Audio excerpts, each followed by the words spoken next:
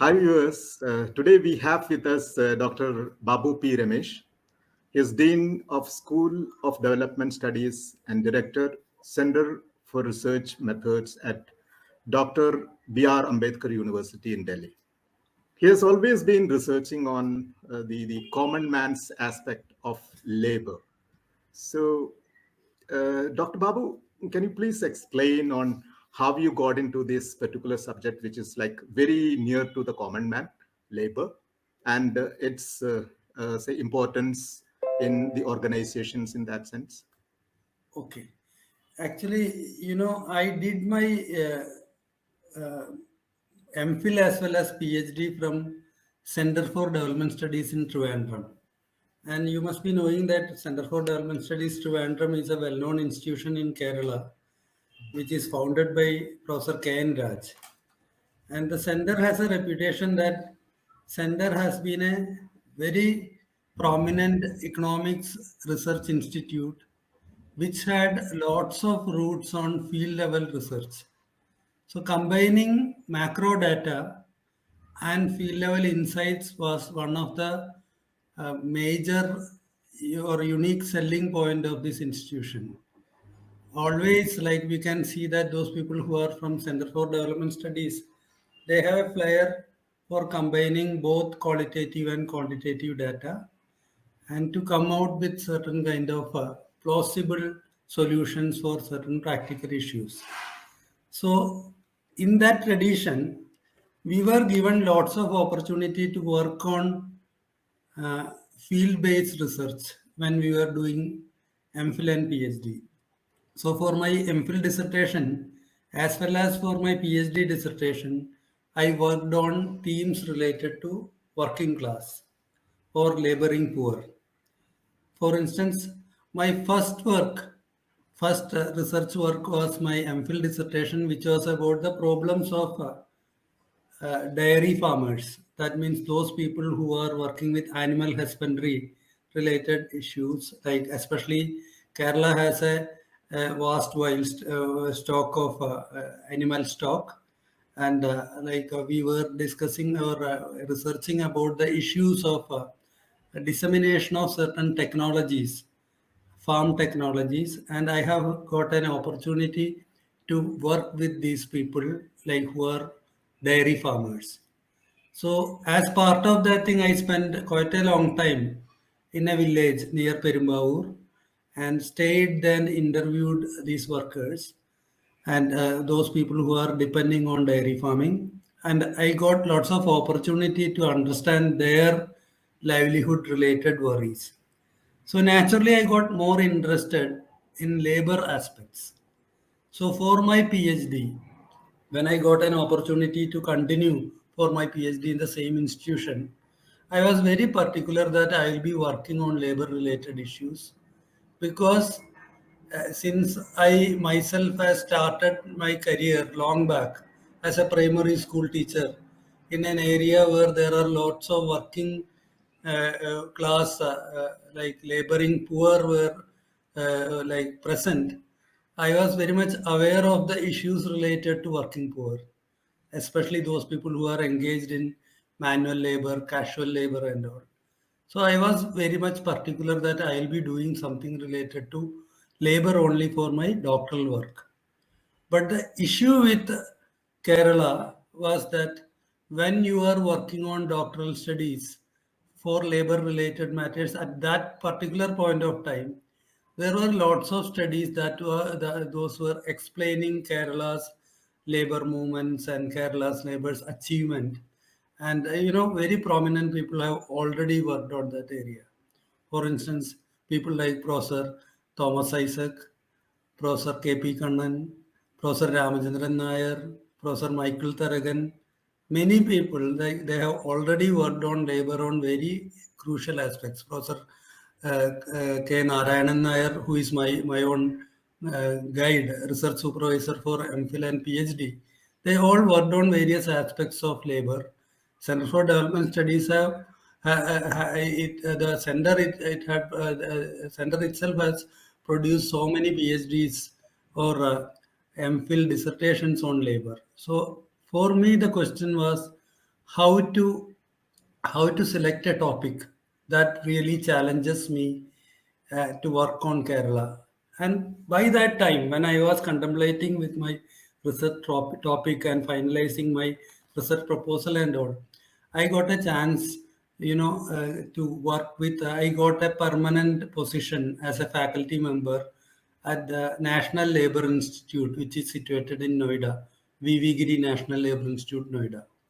So it was a correct time in the sense that when I joined VV Giri National Labour Institute, Noida, and I got an exposure with experts who are working on labor, I got a clarity that there is something which is so unique about Kerala that I could only understand when I came to Delhi or North India. For instance, being a faculty of National Labour Institute, when I wanted to conduct programs and projects in Kerala, I was told that, or my colleagues were telling that in Kerala, labor doesn't have any issues. Kerala is supposed to be labor's paradise. Kerala doesn't have any labor issues. Why should you study Kerala? So that itself was a very interesting thing. When we are typically conceptualizing Kerala, we always consider Kerala as a paradise for labor. We always think that Kerala labor is very organized.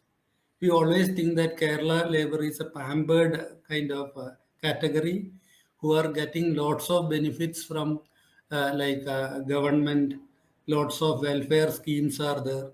And we also think that Kerala labor is organized through trade unions. They are very well organized through trade unions. And our own understanding is that there are studies that time also, like there were established studies like Professor KP Kannan and all. They have come out with certain kind of findings which is very interesting and very valid also, telling that in Kerala the labor relations are impersonal. Impersonal means when it comes to wage negotiation and all, there is no patron client relationship or something, there is no submissiveness. You will deal it professionally and you will do things in an impersonal manner. There is no connection between, there is no submissiveness, or like in feudal system, normally all these kinds of things will be there. But in Kerala, it was already established that it is impersonal labor. So I thought that I had to question these stylized facts. That means whether Kerala's labor is really impersonal in all sectors, whether Kerala's labor is always organized and getting benefits from various governmental schemes, all these things, and whether Kerala's labor is so empowered and for collective bargaining. So I was looking for certain kind of sectors where I can question these stylized facts about Kerala. Then I could see that in a particular sector which is so important in terms of employment in Kerala, that is the rubber tapping sector in small holdings, which provides employment to lakhs of people in Kerala. That particular sector exhibits certain kind of characteristics which are not amenable to the standard way of looking at Kerala labor. That means rubber tapping employees, they are quite a large in terms of number. There are lakhs of rubber tapping employees all through Kerala, but there are lots of misconceptions also. In the sense that, like, we always thought that, at least in the initial stages, we always thought that rubber tapping is a part-time employment, whereas they are working right from the beginning in early in the morning, and by the time they complete all the processes, it will be sometimes around afternoon, and still people consider that they are doing only part-time employment. Many a times their family members will join, so that means there is a family connection also. Many a times most of these employees are not very active in terms of trade union negotiations and all, because they work in small holdings, and the employers are also marginal farmers and agricultural laborers or poor people. So since it is a kind of working with similarly placed people, they often not get into a kind of an impersonal relationship. They work in a personal way. Second thing, rubber tapping is a particular kind of a job that if you are not having a trust between employers and employee, the employee can permanently damage the tree also. If the employee permanently damages the tree, that's a huge loss because the productivity of the tree will go down, longevity of the tapping system that will also come down. So because of all these reasons, what we could see is that this particular sector provides lots of we can see that this particular sector, which is a prominent sector in terms of employment, it is an outlier. Since it is an outlier which does not see, which does not exhibit the common characteristics of Kerala labor, that means they are not getting lots of welfare schemes, they are not part of trade unions very actively, they are doing things in a personal manner. So considering all these unique things, I thought that I will work on this particular topic and explain why this kind of an aberration, why this kind of a deviation is happening in terms of Kerala labor. So what I did is that I started working with a like a topic which can be considered as an outlier when we are thinking about Kerala's labor studies. And obviously, when I got a chance to work in National Labour Institute for the next 10 years as a faculty member, I obviously worked on various parts of various segments of labor, and gradually, though initially started as a person, I am from a rural background. I am from a coming from a rural area, and I am very much familiar about rural labor related issues. My MPhil and PhD were related to rural labor. But after shifting to Delhi, I also got ample opportunities to work on other sectors like industry, automotive industry, or like service sector like call centers, BPOs. And in fact, now if I look back, my stronghold is on non-agricultural labor, especially labor in service sector is my core area because right from the beginning of this century onwards, I have been working very consistently on various sectors which are related to service sector employment, and especially I am happy that I could do the first prominent study in India on BPO employees, which really provided a kind of a beginning for research in service sector employment and the work which is popularly known as cyber coolies, and that has made lots of impact in terms of academic discussions, policy discussions, and it has also has got lots of attention in Indian Parliament also, because that study, since it was coming from a national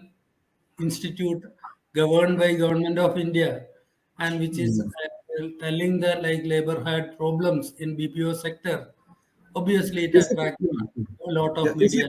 is it because these people in the say BPO segment were unorganized in that sense?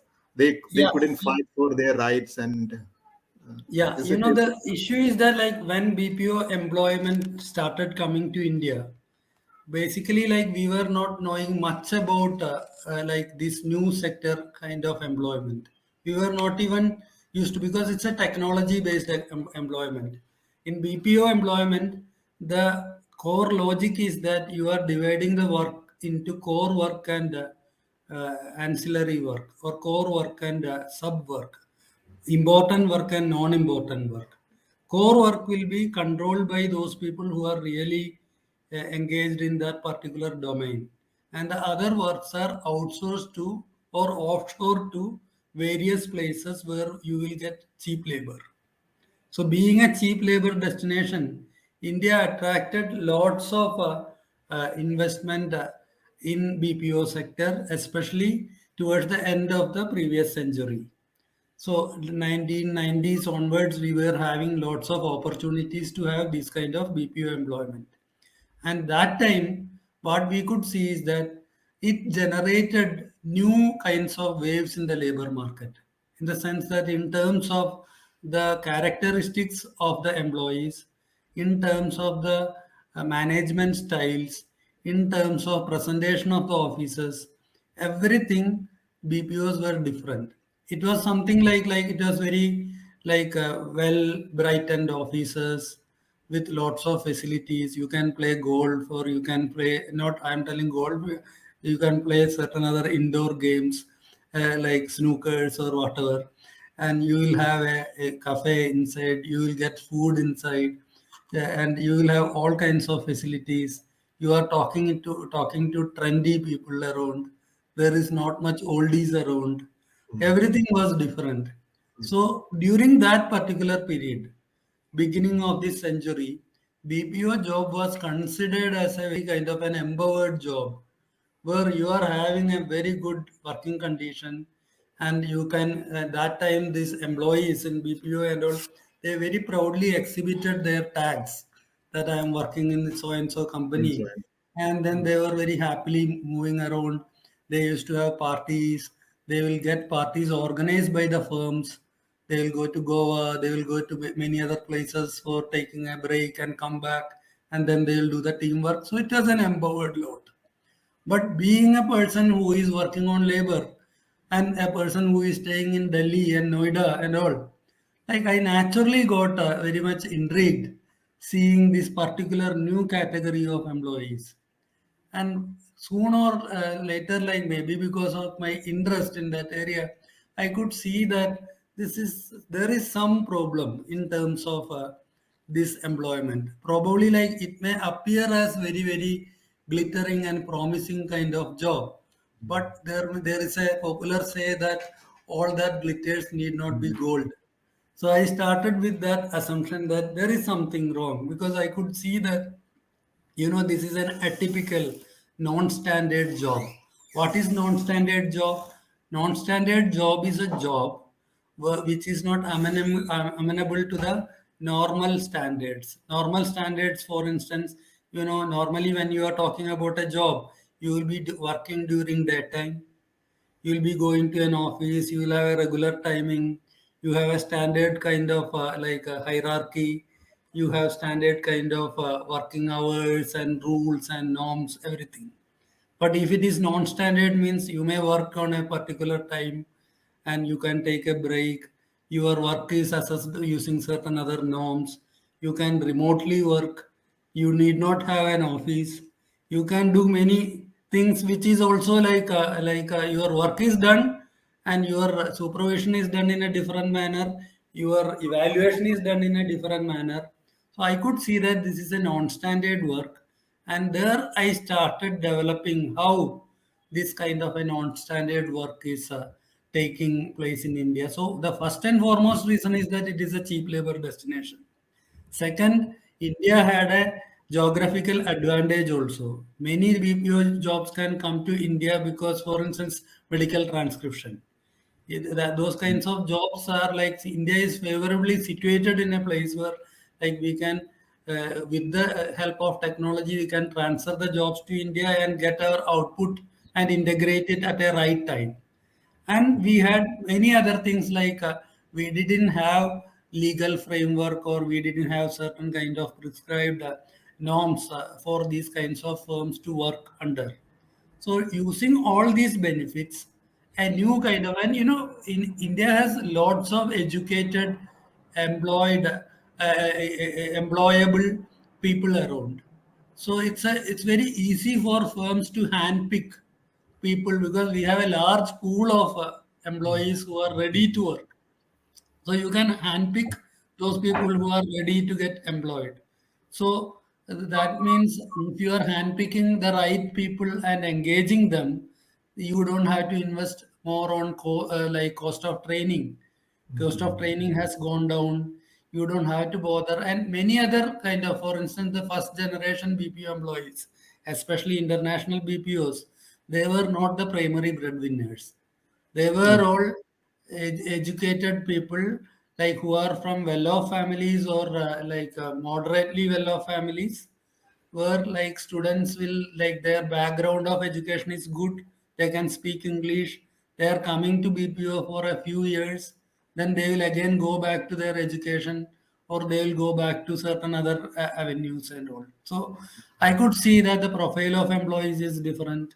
I could also see that like their attitude towards trade unionism, their orientation towards working class movement, everything is totally different. So it's a kind of a like a particular set of people like who are having a particular way of seeing things. They are being gathered and they are being given certain kind of norms which is done like implemented through micromanagement. So you can see that the system was very much conducive for these kind of new firms to flourish in India, whereas we didn't have enough legal framework to like monitor and supervise. So I did a kind of an exploratory kind of a study, and I came with a very strong kind of observation that look, these people are, and I used a certain kind of term which is like which suddenly occurred to me, and I was not even aware that this term will be like having lots of acceptance or lots of attention will be there on this term. So I used this term cyber coolies, where Mm. intentionally or non-intentionally what I was trying to do is that I want to bring an attraction that look, they are not that empowered. There Mhm. are lots of elements of insecurities that underlie their employment. They don't have job security. For Mhm. instance, in BPO, you know that like many international BPOs, the norm is that if some employee is having many years of service, that will be considered as a disqualification. Mhm. Your age is considered as a disqualification. For instance, I myself explored like whether a kind of person like me can become a labor in BPO, and I Mhm. just tried exploring that thing just out of curiosity during that time during the preparatory stage. I just tried that whether I'll be suitable for BPO employment. But what I was told is that like that time I was in my 30s. I was told that like look, you look slightly older for this job, and your English is something like Malayali's English. Mhm. We are looking for neutral accent. We are looking for younger people. So you Okay. can see And that. So and for yeah, a researcher, yeah, for a researcher, you can see that all yeah, these okay. things are important. What are the things which they are considering for your recruitment? What are the things that they are not considering for taking an employee into the onto the board? For instance, so what are the preferences? Who is a Mm. typical employee? What are their problems? So I have been working on this particular sector, and BPO also progressed considerably. In India, earlier it was international BPO, then it went to domestic BPOs also. Domestic. Now, Yeah. yeah, and those people who are speaking Malayalam, those people who are speaking Hindi, and you know, domestic BPO sector and like international BPO sector, the profile of employees, their socio-economic characteristics are totally different. Different. Yeah. Those people who are in domestic BPOs, they are their next best alternative is working in a like a shopping mall or working in a factory, and they are from ordinary backgrounds, they are from rural backgrounds, and even from rural backgrounds, if they are coming, the rural boys and urban girls, because Mm. urban sector also, because of the lowest employment that is prevailing in domestic call centers, many a times urban boys are not preferring this job, but rural boys who are coming from faraway places, they will take this job as a beginning job, and then they will switch over to another job. Yeah. So it's a very And interesting sector. Yeah. yeah. See, in this segmentations, like the knowledge that is to be required is becoming less, and the skills has to be more. Don't you think Yeah, that is a change which had brought into the education, say, segments also in India? that's Like right. I there is, fully yeah. agree, because you know, basically, you know, if we are discussing all these things, probably we can start it from F.W. Taylor. Frederick Winslow Taylor, who is considered as the first person who wrote the most important work on management, that means principles of scientific management. And in 2000, like you know, 1911, he wrote this particular book called Principles of Scientific Management, and his philosophy is now popularly known as Taylorism. Taylorism. Taylorism. Taylorism. And this Taylorism, Tayloristic concepts, we can see that Taylor was also arguing that we need not have, the worker should not be having full control over the work. Worker, we should divide work into working and designing and implementing. Designing and implementing will go to manager. So that is a managerial worker. But actual working is worker's job. And the worker should be working only. And in Taylor's own conceptualization, a worker's mental status should be as equivalent to that of an ox. They should be just working, they should not be thinking. If it is an intelligent worker will think, and a thinking worker will get bored of the work. There will be issue of job satisfaction, job dissatisfaction and all. But if you are a dumb and if you don't think and if you can only work, then you won't think about, you won't understand all these issues related to the thing. So Taylor was thinking that worker should be just working and the managerial person should be designing and implementing or enforcing that thing. Here also we can see that Taylorism, Taylor's ghost is reappearing in various avatars in present day life also. We can see that this core and periphery or like competency and periphery competencies, that is also, you can see that in education also. Many a times, now what is happening is that, and COVID has given a kind of like push to this kind of a thing, that like education now can happen. COVID has proved that it can happen online also quite a bit. Though the actual real education may not be happening, many of the things related to learning can be translated through online activities also. Here also what we can see is that in education also we are seeing that, okay, there are certain core things that can be kept at universities, kept at various serious research centers, but at the same time many other things can be outsourced. There are many students, and many faculty members, like they will be referring to or they will be learning from the resources available in internet. And sometimes the internet resources that are available may be much better than the resources they are getting from the teachers in their own university. Better teachers may be teaching in YouTube, or better clippings may be available on a particular topic from YouTube. So there is a possibility, and this has also penetrated to the education philosophy, where we are thinking that, okay, why should we concentrate on all these things? Why should we have a kind of a workforce which is fully dedicated on working and thinking and all these things? We can divide it into pieces like Taylor's thing. Find out what are the things that can be outsourced, find out what are the things that can be kept at the periphery level, engage guest faculty, speakers, and all these things. And then you will have a core person or a core facilitator or a central point where you will have a core team working. So this kind of a philosophy is penetrating in education also.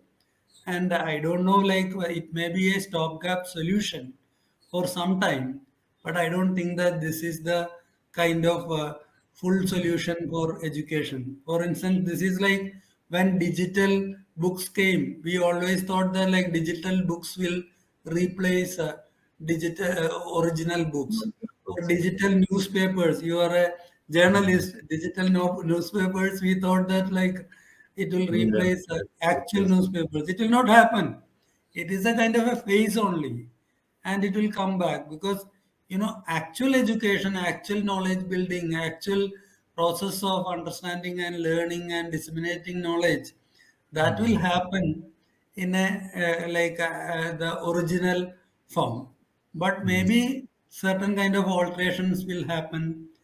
Every alteration will give us certain opportunities. For instance, now I'm talking to you through this kind of a medium, and 2 years before I was not confident, or I never thought about this kind of an opportunity, especially when I'm not a kind of a person who is very much interested or not very much confident in terms of like talking through this kind of internet and all. I would have avoided that thing. Now the thing is that I It's also already know part of, yeah, yeah, there it's are part of persons, life then it become. yeah, And that's right. is it that the hybrid mode, which is going to be like half of it can be the real and maybe half online? Is it going to That is, we are all thinking about like in university also, in schools also, like this hybrid mode is picking up. And it has its own utilities, but right now the situation is that lots of, if we are seeing teachers as employees and workers, I can see mm, that as a teacher, I find it's very difficult to teach in a hybrid mode if I have students in my classroom, and if there are students joining from through internet also. Teaching both the types of students together in a hybrid mode, that is slightly a difficult thing. Especially, there are many issues. The most important issue is that many of our classrooms in universities as well as in schools, we are not that well equipped with technology. For instance, this pandemic has happened very quickly, even without having any kind of preparation. Like we had to switch on to this kind of online teaching and all. So universities, schools, and various educational institutions, we are not well equipped in terms of technology, bandwidth availability, and all kinds of facilities. So that is first deterrent. Second thing, for a teacher, it is very difficult. Teaching itself is a very, very intensive activity, and it is very difficult to switch on from one mode to other because you are having actual students sitting with you. You have to take care of them. At the same time, you have to, being a person who is educated as a primary school teacher, like teacher training, I had undergone long back. I know that like for a teacher, the major thing is that you have to take care of all the children, all the students in the class. If you are having that kind of a philosophy, it's very difficult to handle a situation where you are having students from faraway places joining you. They will all have their facilities related issues. You are also having facilities.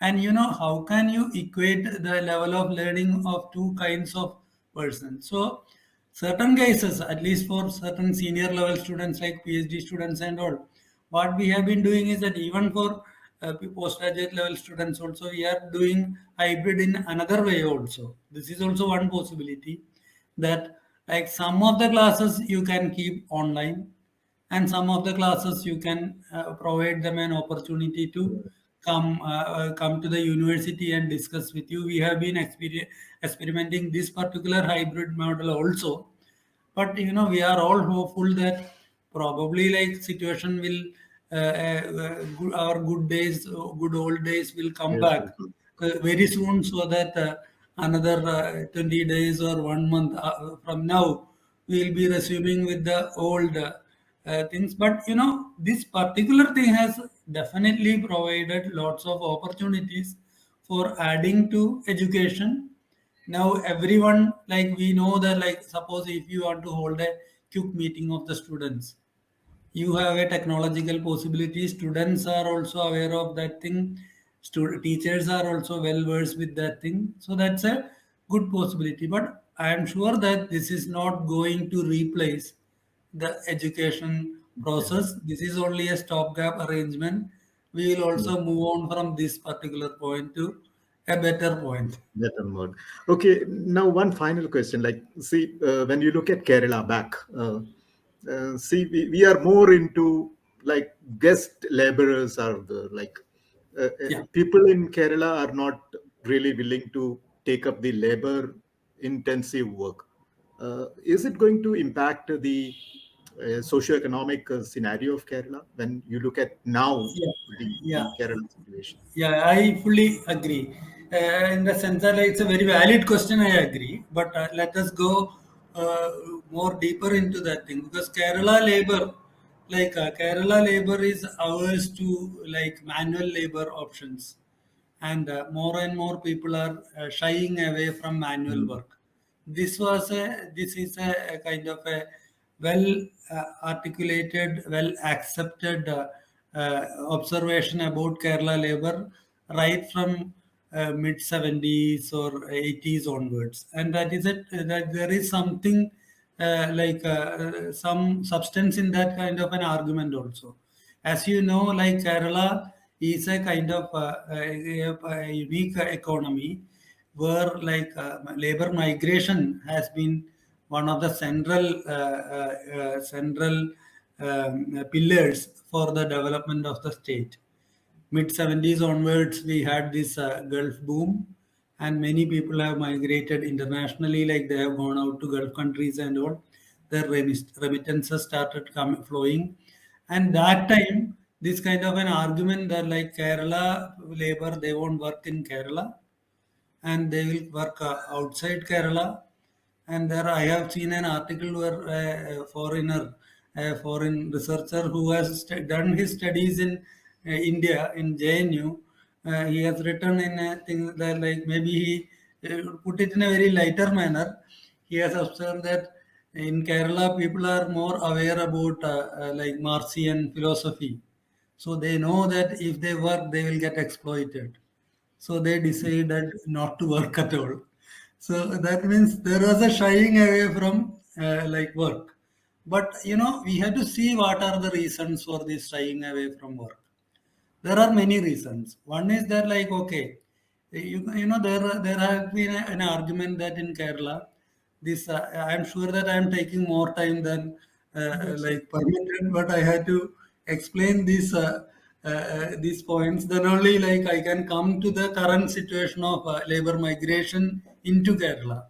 So when you are seeing the 70s and 80s and labor shortage in Kerala, for instance, in Kerala, many agriculture lands, especially Kutanad and all, like there were no labor for reaping the harvest, and there was harvest loss during particular season. And there were there were instances where lots of land were left fallow for many years because no one wanted to do agriculture and they just kept the land without using it for agriculture, or conversion of land were there. And many cases these kinds of issues, the main reason was shown like it was shown that it is the labor shortage that is the issue. But you know, there are many reasons. One, manual labor and farm labor and all, it has had certain caste related or a certain community related labels also. So when labor is like or working class families, they were moving intergenerational movement. If you are examining, you know those people from certain particular communities who are engaged in a particular community based job, the next generation they didn't want to retain that labor. They want to a label of manual labor or a particular job related label they didn't want to retain. So they want to move away from that particular kind of label, and they move to certain other sectors for their employment. That is one reason. Second, we could see that like this lots of people through social networking and all, they got chances to move abroad, and they have got chances to move away from Kerala. Education was also one reason which helped people to move out, and because of that thing, there was a heavy flow of Keralites from outside Kerala. And next thing, like you know, education also had an impact that like if you are educated, if you are BA, if you are MA, if you are having higher education, that also prevented you to come to a job which is much below according to your conceptualization given your qualifications. So many factors together worked, and that has led to a situation where there was a total churning, that you could see that traditional flow of like from one generation to another generation, same occupation, that got totally changed. and new kinds of jobs got lots of acceptance. For instance, if it is certain service sector job, if it is plumber, electrician, all these things which doesn't have any caste or class related connections, people started preferring those kinds of jobs, and people started. We could see lots of, for instance, if you go as a manual labor, sometimes hypothetically, if you can fetch 300 rupees one day on a particular time. I'm talking about now Mm. 300 rupees, no one will work in Kerala. And that is the beauty of Kerala also. Like Kerala, ever is very quite a, like they're conscious, they won't undercut their wages.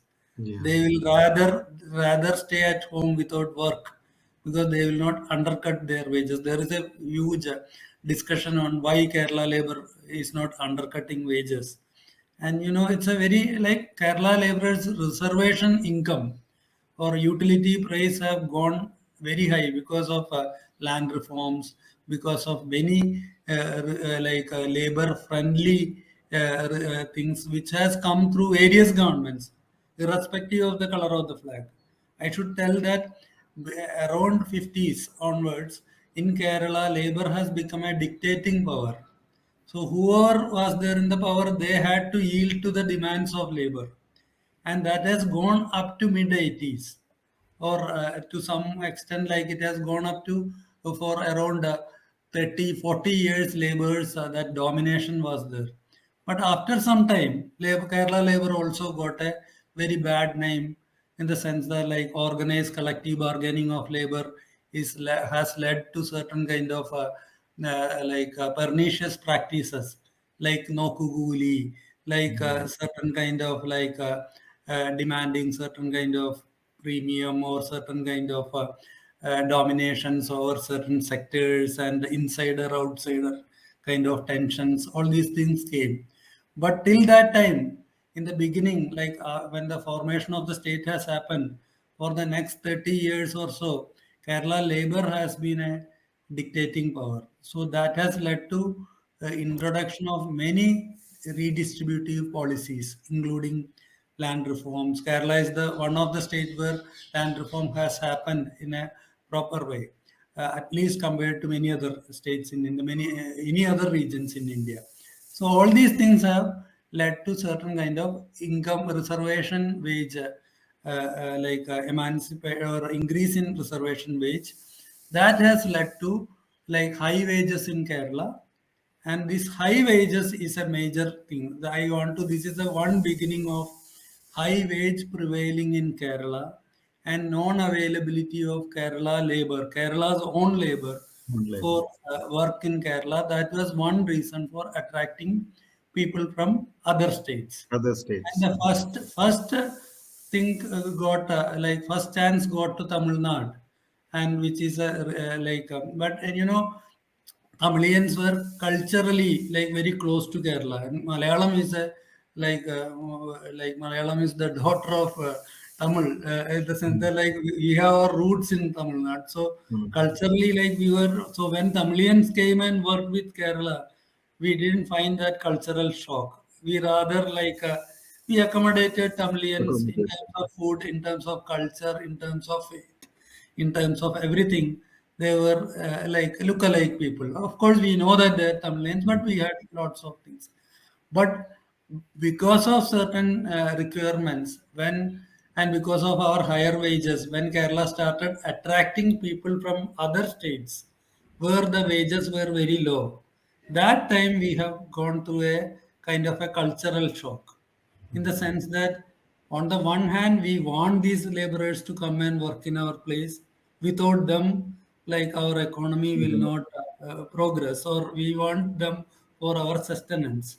But at the same time, we were having lots of cultural shocks. And anywhere that way you can see that at some point of time, Kerala, which is supposed to be a laborer's paradise, Kerala, which is which has got its name and fame because of this Kerala labor, because Kerala labor who migrated through their remittances we build up. Within Kerala also our labor is like they are having lots of organized strength.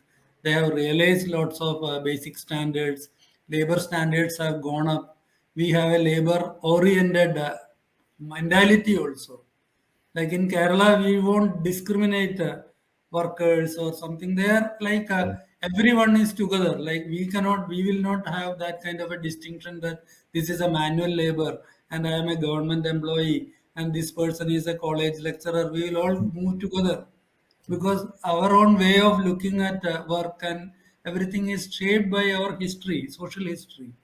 And in that social history, when we were, it was a very good community. But within that community, where we had respect for labor, everything, when lots of people who are in vulnerable situations, marginalized segments of people from different areas, like they have started coming to Kerala, and since they were culturally different, their food is different, their faith is different, and their culture is also cultural, or festivities are different.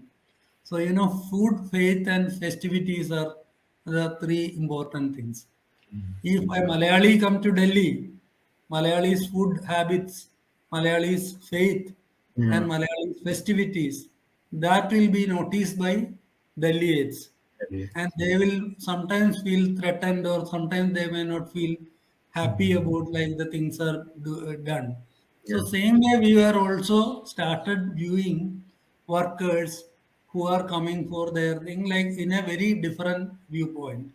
Even we have started certain kind of systems where before you are coming to work in a particular locality, you have to give your details to the police station. They are Yeah. Indian citizens. They are Indian citizens. If the same thing happens to me, I am a migrant. I came to UP. I came to Delhi for my work. I was in Noida. I am in Delhi. I never had a chance to go to police station and report that I have come here for work, because Yeah. this is a basic violation. But this kind of like initially that those kinds of directions were there, and then it was taken back, and then gradually like there were crimes. Sometimes some of the crimes it was like migrant workers were also involved in that thing, so that also added to our worries. So we have started thinking that like this othering of the working poor has come into our mind. There is a beautiful short story written in Malayalam by Santosh Chikanam called Biryani.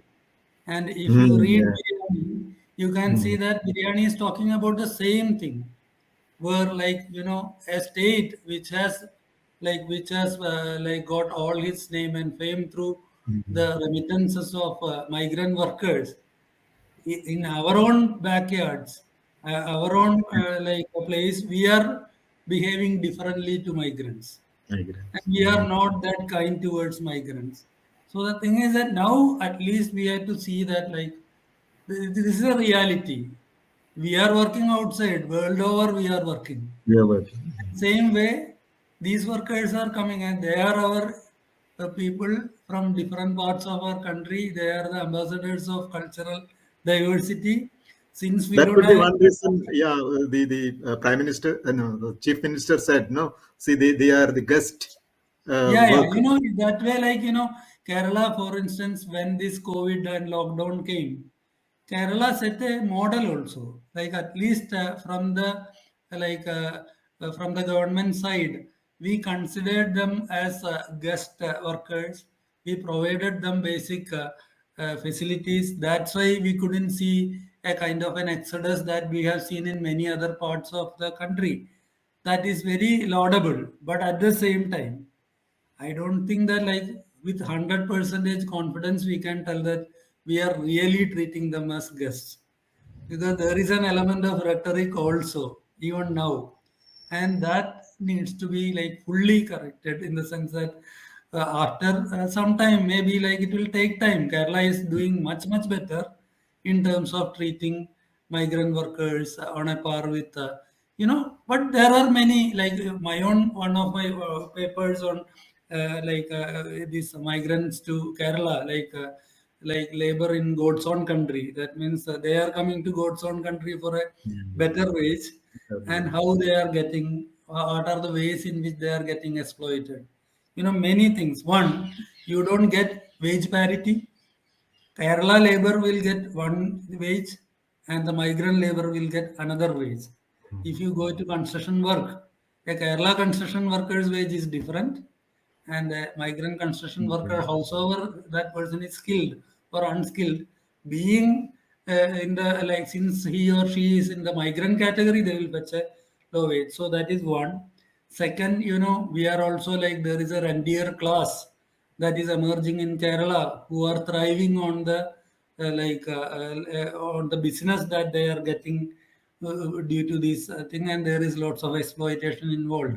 So in many ways, and we are also not fully tolerant about sometimes like when they are the migrant workers are having their own festivities, we are not fully tolerant. Even in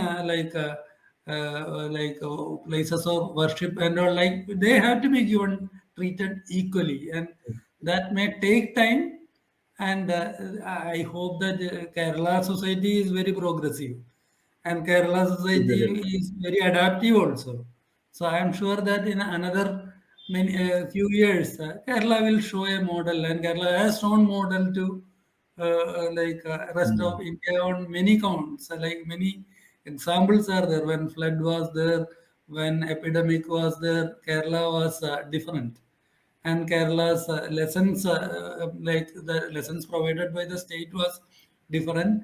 This particular thing also, being a person who is working on labor issues, I feel that we have certain problems, minor problems that we have to address. There is no need of telling that like everything is fine, and since we are calling them as guest workers, everything is right.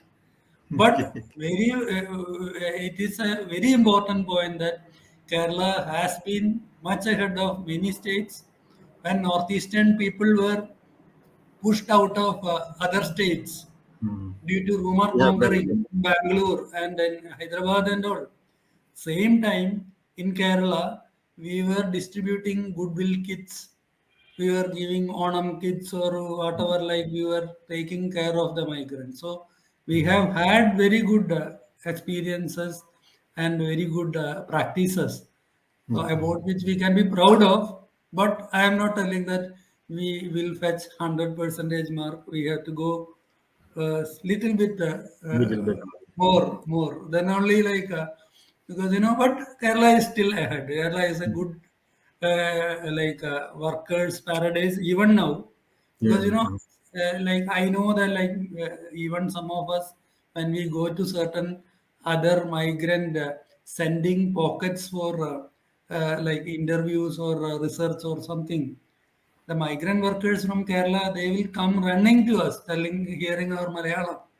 And when the way they are responding about Kerala, the like how Kerala has changed their life, their gratitude, their happiness, that tells that like we were not very bad, because Yeah. normally like we are always getting very good feedback, hearing our language or something. People from other states, they'll come and talk to, I was there in Kerala for some time, and Yeah, Kerala is yeah. a different place.